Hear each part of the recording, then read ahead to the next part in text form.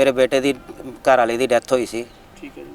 2.5-3 महीने पहला normal death सी। उनके सोहरिया ने नजायज़ परचा कटाता साढ़े ते 50 लाख रुपए की मंग रखते सी। सर यह शादी हुई थी मेरे छोटे भाई की पिछले 1 साल पहले, और थोड़ी देर बाद उसकी मिसेज की डेथ हो गई थी।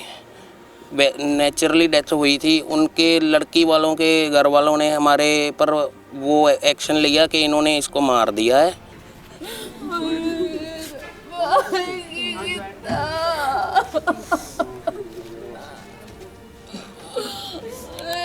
पहली मैरिज एनिवर्सरी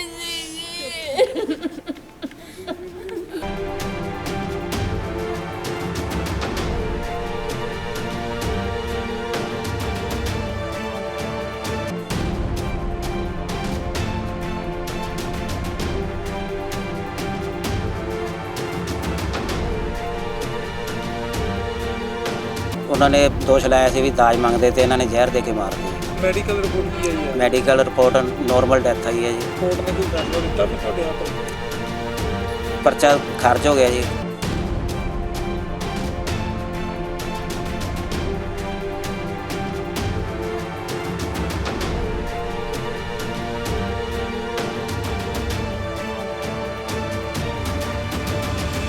FRI दर्ज करवा दी कि इन्होंने मारा है जहर देकर। उसमें हम काफ़ी हरासमेंट हुई। दोनों मेरे छोटे भाई जेल में चले गए। धमकी ऐसे सर वो दे रहे थे, जब उसकी मिसेज की डेथ हुई थी वो हमसे 50 लाख रुपए की डिमांड कर रहे थे लड़की के घर वालों ने।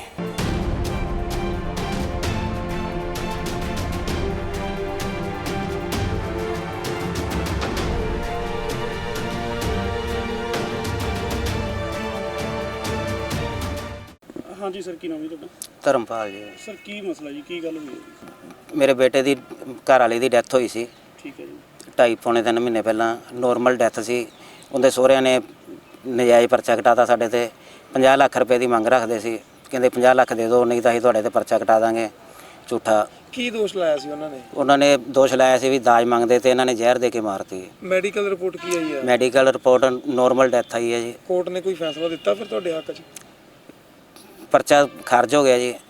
प्रशासन ने मतलब आपदी इनकुआरी करके ते परचा खारिज करता जी। ਤੁਹਾਡੇ ਬੇਟੇ ਨਾਲ ਕੀ ਹੋਇਆ? ਹੁਣ ਜੇਲ੍ਹ ਦੇ ਵਿੱਚ ਸੀ ਜੀ। ਜੇਲ੍ਹ ਦੇ ਵਿੱਚ ਉੱਥੇ ਮਤਲਬ ਉਹਨਾਂ ਨੇ ਇਲਾਜ ਨਹੀਂ ਕਰਾਇਆ, ਬਿਮਾਰ ਹੋ ਗਿਆ ਜਾਂ ਕੁਝ ਵੀ, ਉਹਨਾਂ ਦੀ ਲਾਪਰਵਾਹੀ ਨਾਲ ਉਹਦੀ ਡੈਥ ਹੋ ਗਈ ਜੀ।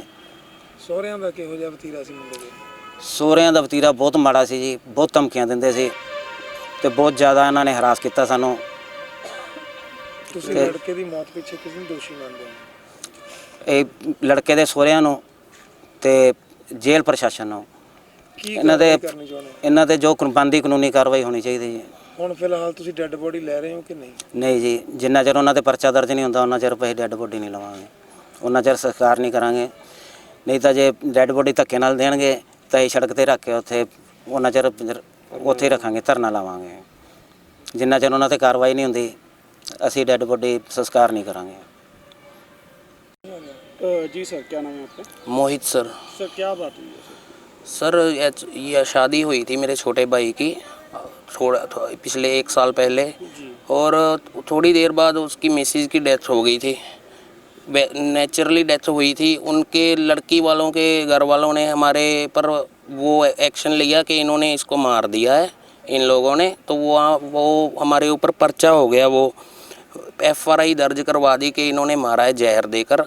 उसमें हम काफ़ी हरासमेंट हुई। दोनों मेरे छोटे भाई जेल में चले गए।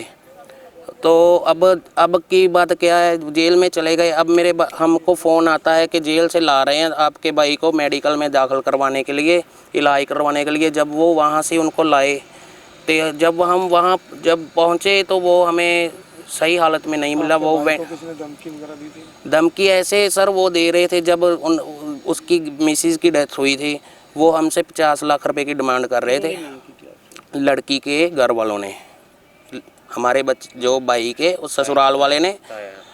तो उन्होंने डिमांड की 50 लाख दो, नहीं तो हम FRI करवाएंगे, ऐसे करवाएंगे। सब कुछ करवा भी दिया और हमारे बच्चों को जेल भी भेज दिया, हमारे भाइयों को। और जब भेज दिया फिर वो कहने लगे अभी भी पैसे दे दो, नहीं तो हम जेल में भी कुछ ना कुछ करवाएंगे उनके ऊपर। वो ही उन्होंने करवा डाला जेल प्रशासन के साथ मिल के।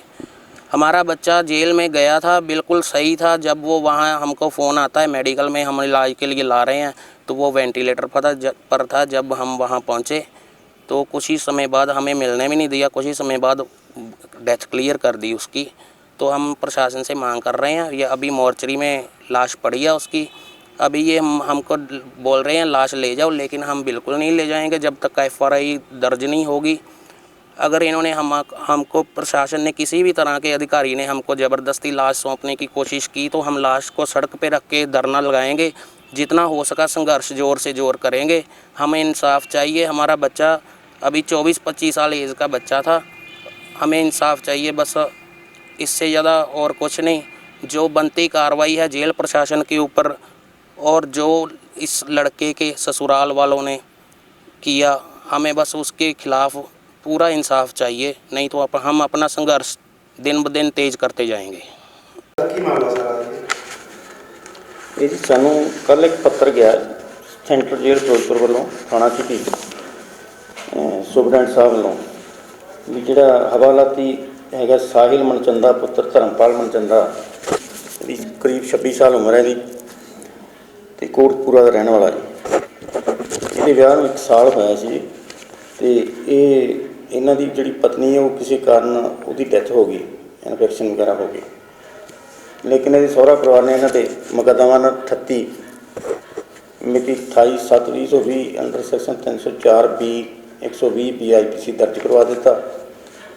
ਉਹਦੇ ਵਿੱਚ गिरफ्तार हो के ये बतौर हवालाती सेंट्रल जेल फिरोजपुर सीगा।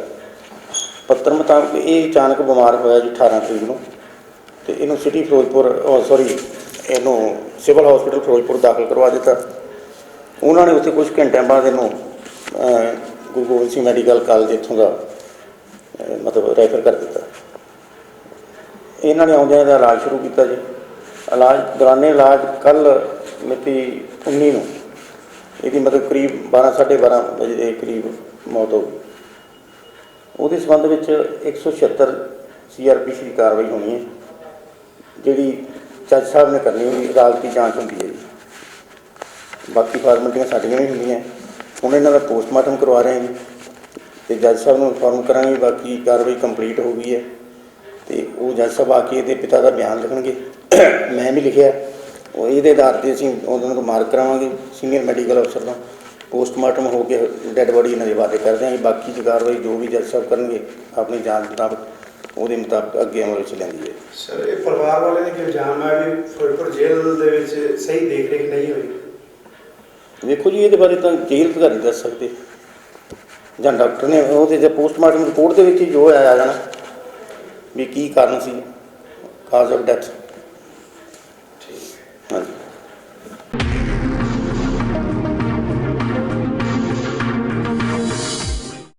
ਧੋਖਾ ਨਹੀਂ ਪੱਕਾ ਵਾਦਾ, ਪਹਿਲਾਂ ਕੋਈ ਫੀਸ ਨਹੀਂ। ਦੁਖੀ ਭੈਣ ਭਰਾਵਾਂ ਦੇ ਹਮਦਰਦ ਸਵਾਮੀ ਵੀਰੇਨ ਜੀ। ਤਕਦੀਰ ਕਦੋਂ ਬਦਲੇਗੀ, ਸੱਚਾ ਪਿਆਰ ਮਿਲੇਗਾ ਜਾਂ ਨਹੀਂ, ਲਾਟਰੀ ਤੋਂ ਧਨ ਮਿਲੇਗਾ ਜਾਂ ਨਹੀਂ, ਸੱਚਾਈ ਜਾਣੋ। ਪਿਆਰ 'ਚ ਧੋਖਾ, ਖੋਇਆ ਪਿਆਰ ਵਾਪਸ ਪਾਉਣਾ, ਪਤੀ ਪਤਨੀ ਪ੍ਰੇਮੀ ਪ੍ਰੇਮਿਕਾ 'ਚ ਝਗੜਾ, ਸੌਤਨ ਦੁਸ਼ਮਣ ਤੋਂ ਛੁਟਕਾਰਾ, ਤਲਾਕ ਕੇਸ, ਇਮੀਗ੍ਰੇਸ਼ਨ ਮਸਲੇ, ਗੁਪਤ ਵਸ਼ੀਕਰਨ ਕਰਾਓ, ਮਨ ਚਾਹਾ ਪਿਆਰ ਆਪਣੇ ਬਸ 'ਚ ਕਰੋ। ਲਾਟਰੀ ਨੰਬਰ ਪਾਓ, ਭਾਵੇਂ 649 ਹੋਵੇ ਜਾਂ ਲੁੱਟੋ ਮੈਕਸ। ਪਿਆਰ 'ਚ ਧੋਖਾ ਖਾ ਚੁੱਕੇ ਪ੍ਰੇਮੀ ਪ੍ਰੇਮਿਕਾ ਇੱਕ ਵਾਰ ਜ਼ਰੂਰ ਸੰਪਰਕ ਕਰੋ। ਮੈਂ ਤੁਹਾਡਾ ਪਿਆਰ ਟੁੱਟਣ ਨਹੀਂ ਦੇਵਾਂਗਾ। ਸੰਪਰਕ ਕਰੋ 98 153 90 965